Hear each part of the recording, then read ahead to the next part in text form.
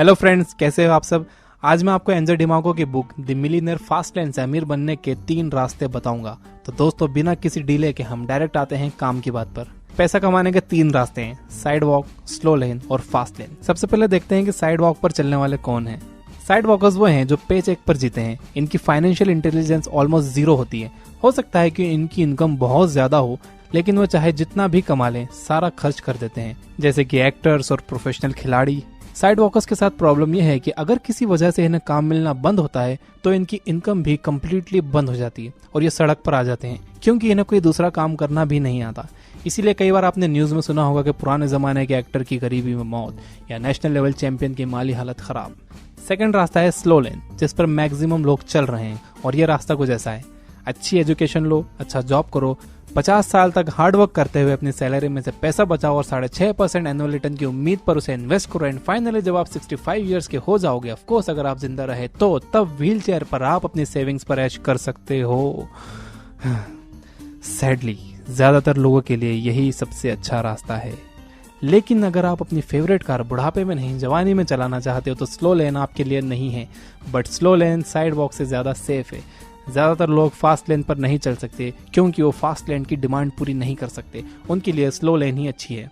Monday to Saturday दबाकर काम करो, फिर संडे एंजॉय करो, फिर मंडे टू सैटरडे दबाकर काम करो। अब देखते हैं तीसरा रास्ता, फास्ट लेन। इसका आइडिया ये है कि आप जितनी ज्यादा वैल्यू दुनिया को दोगे, आप उतना ज्यादा पैसा कमाओगे।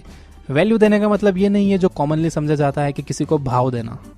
वैल्यू देने का मतलब ये भी नहीं है कि आप बाहर जाओ और किसी को पैसे दे दो।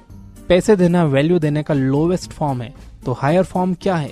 मान लो कि आपने एक ऐसी दवा बना ली जो किसी भी तरह के कैंसर का इलाज कर सकती है।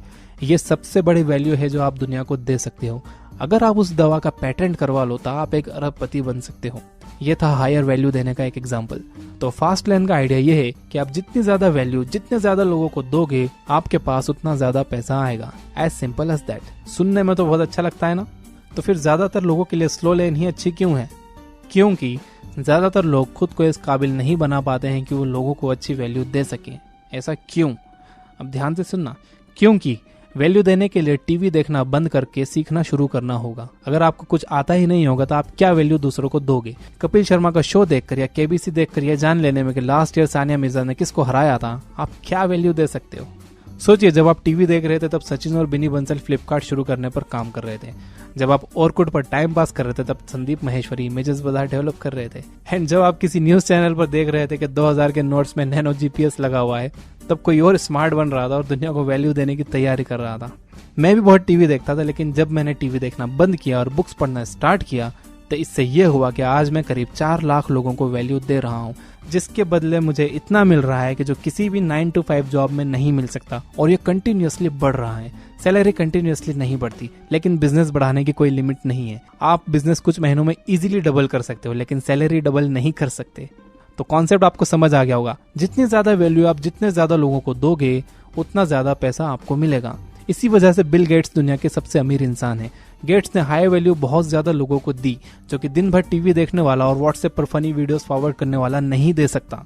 तो याद रखिए, अगर आपको फास्ट लेन पर चलना है तो आपको सीखने में ज्यादा टाइम देना होगा और टाइम पास पर टाइम कम करना होगा। That's it.